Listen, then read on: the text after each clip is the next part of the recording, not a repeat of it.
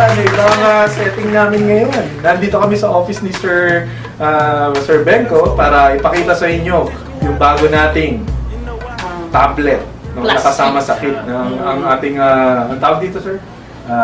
Tablet Plus Kit. Load plus kit. Tablet plus kit. Tablet plus kit. So, ito na yan. So, sir, pwede naman share sa, lalo na sa mga OFWs natin na excited na. No?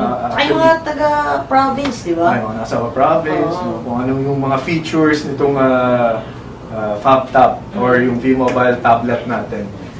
Actually, hindi lamang yung mga viewers niya excited. Maski ako excited din dito sa bagong product ng company. No?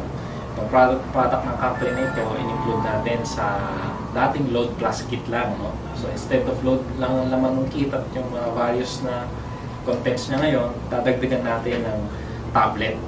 Ang brand niya ay Lifeware FabTab Brio. Itong FabTab Brio is actually a tablet that is not available in the market for sale. Pero gamit siya ng Smart Pro sa kanilang retention program. Meaning, kung ikaw ay isang Smart Pro subscriber at gusto mong mag-retain o mag-stay sa kanilang program for 24 months, bibigyan ka nila ng libre na ito. Ang market value is around 8,000 pesos. Pero sa atin, murang-mura mo itong makakuha dahil kasama siya sa kit. Meron ka ng tablet, meron ka pang business. So, ano bang features nitong tablet na to? Okay. If you look at this, baka hindi siya gaano kasi meron siyang demo unit lang ito, no? Demo unit. Oo, kaya medyo hindi siya gaano makintab kasi meron siyang yung material niya, sir, ang material niya, ginawa natin na matibay, no? Aluminum backing. Hindi siya katulad ng mga cheap tablets na plastic ang likod. So, matibay siya.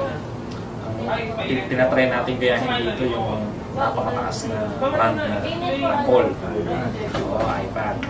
Meron din siya, andito yung mga mga interface niya.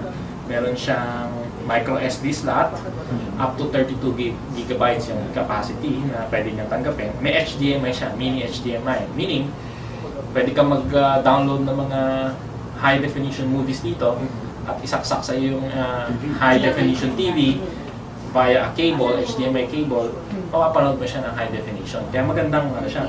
Meron na siyang USB dito at merong earphone plug at yung charging port. Sir, yung sa USB pala, pwedeng kabitan ng mga tawag natin. Pwede siyang kabitan ng pwede siyang kabitan ng broadband. When I was testing this a few days ago, nakita ko na pag kinabit mo yung Smart Pro, kailangan mo lang baguhin yung name. Kasi naka-default sa kanya Smart. Pag dinetect mo siya ng pusa, gagamitin niya yung Smart na name. Pero kung gagawin mo siyang Smart Pro, mas mabilis siyang tumakbo. Wala lang akong Smart Pro ngayon pero napagana ko siya at mabilis naman siya mag-load. Now, ito yung yung basic interface niya. Meron na tayong wallpaper na V-Mobile. Tapos kinargahan na lang natin ang loading stream application. Meron na dito. Na currently nasa beta version pa lang siya, pero meron na siya. Tapos, nandito yung mga applications na available sa kanya, yung basic na applications. Of course, you can download your apps from Google Play, pero basically, ando naman yung mga basics, yung mga kailangan natin. So, ang kanyang operating system ay Android Jelly Bean 4.1, 4.1.1. So, advanced na siya sa kanyang OS. Yun din, dual core siya at meron siyang 8GB capacity at meron siyang 1GB memory, 1GB DDR3. So, mabilis yung memory niya. Now, if you would ask me, bakit hindi siya katulad ng iba ng mga latest ngayon ng mga quad-core na? Well, naglalabasan ngayon ng quad-core, pero may iba na expensive pa rin. Merong ibang murang quad-core, pero cheap ang housing, tsaka yung quality, hindi maaasahan at minsan puro problematic. At ang mahalaga dito, wala naman talaga yan sa dami ng core. Kasi ang quad-core, mas malakas kumain ng baterya kasi sa dual-core. Ang dual-core ay tama lang ang pag-spend niya ng battery. So, basically, yun ang magandang features niya. So, let's try, play tayo ng ilang videos. Meron kaming nilagay dito. Ayan, sir, pala yung bomb video na yan, nakalagay na yan dyan. Nilagay lang namin para i-testing, no? Pero gagawin natin yung basic. Nandito ang kanyang volume sa likod. Or pwede rin dito. Malinaw. Mabilis. Hindi naiiwan yung bibig tsaka yung sound eh. Sa iba kasi gano'n eh, di ba? Nachuchoke. Oo. Yung volume. Tsaka mabilis Pwede rin yung dito touch sa niya, likod. di ba? Hindi katulad ng iba, no? Napakadali na, hindi pa rin nakatouch. Ito, Response time. oo, mabilis. Pwede rin siya ng multitasking, no? Pindutin niyo lang po. So, i-hit siya, pwede siyang lakihan. Parang yan ang hindi nagagawa ng ibang tablo. Oo. Pwede siyang i-relocate. Pwede niyo gawin yung Tapos ibang... mabilis pa din, no? Oo. Gusto niyo siyang lakihan ulit. Ay, hindi ko pala nalakihan. Na-minimize ko siya. Ayan. Yung pala yan. Ayan. Okay. So, kung stop lang natin siya, gusto niya siyang tapusin, tingin lang, X. Oh, yun. Yung Yun exit pala niya. yun. So, yung warranty, yung mga nagtatanong din. di ba? Warranty nito 1 year at ang 1 year mga din. service center natin, ang service center natin nationwide, ano? Yun, nationwide ng warranty. Oo, marami sa karaniwan sa City Life Telecom Center. Sa NCR, meron sa Green Hills, Dira Mall, Antipolo, dalawa sa Antipolo, isa sa Bikutan, Fairview, Farmers Cubao, SM City North, SM Cubao, SM City Manila, SM Marikina, halos lahat ng SM, ano? Sa NCR, nandun siya. Meron din siya sa Region 1, Lawag, Ilocos Norte at Dagupan. Sa Region 3, tatlo, Olongapo City, Kapalit, Pampanga, Bulacan. Region 4 ay tatlo rin, SM Bacoor, Batangas City, Lucena. Sa Region 6, apat, SM Cebu, Ayala Mall Cebu, Iloilo, dalawa sa Iloilo. Region 10, isa sa Cagayan de Oro at Region 13, Surigao City. So makakaasa tayo ng ng siguradong support pagka may problema tayo. Pero so far wala naman tayo sa mga testing natin, wala naman tayo na-encounter ng problema. Merong ilan siguro tayong hindi naman maiwasan yun, ano? Yes, Pero okay. definitely kaya naman yan solve ng ating technical ng service center. Wala tayong service center dito sa B-Mobile pero sa mga malls na paggamit. Kasi nakalagay na dun sa... nasa loob ng list ng service centers. Nandito po yan. So, may warranty card din. Oo. Diyan yung warranty card. Ito yung user guide. Ito yung hindi binabasa ng mga tao eh. Ah. Ito pang user guide na ito. Ito yung hindi nyo Meron binabasa. na siyang sa loob, earphone. Ito na earphones. Ito Tapos yung pang-convert dun sa... micro USB. Micro USB. At ito ay Para hindi na kayo micro USB, bibili. dalawang klase. Yan. 100 din kaya ito sa labas. Dalawang klase. Micro May, USB. may short and may long. Actually, dito mo ikakabit yung smart draw stick. Okay. Dito. Tapos ito yung pagkakabit mo siya sa laptop. Yun. Kasi ito yung Tapos meron din charger yan, kaso yung charger Ah, nakasaksak sa wall. Oo. And saan daw ito gawa, sir? Gawa yan sa Pilipinas. Ayun, Yan ang Pinoy maganda pride. dyan. Hindi So, yan, baka China daw Oo. eh. hindi, gawa siya sa Pilipinas, pero ang board niya ay kinuha sa Korea at merong ilang parts na galing sa Taiwan. Ang ganda pala dahil Pinoy Oo. pride. Na-promote natin yung product natin yan. Ang opisina niyan, ang pagawaan niya sa Libis, sa East. Tsaka hindi naman nabibili ito sa labas eh, di ba, sir? Hindi. Nakukuha na siya, sabi ko nga kanina, sa retention program ng Smart Pro. Pero hindi lang sa Smart Pro lumalabas, maski kay B-Mobile makukuha na rin siya. Yun. So, parang pwede natin sabihin na exclusive talagang Yes. B-Mobile Oo. tab natin to. Yung iba na nakakuha ng ganito sa kanilang Smart Pro retention program, binibenta na ng 8,000. Pero lumalabas parang second hand na. No? Kasi nakuha na nila yun, tapos binibenta na nila. Merong iba naman na nagamit na yung ganito nila, binibenta nila ng 6,000 to 7,000. So second hand yun. Pero sa atin, binibenta natin ng brand new. So, pag pwede rin to, sir, kanyari, gusto nila, ito lang. Pwede rin, di ba, sir? Pwede na. Meron din tayong QT package nito. At meron din tayong basic tablet plus activation kit. Yun. Para dun sa Pero as of now, ang magiging available yung My Life Pro tablet plus Kit muna.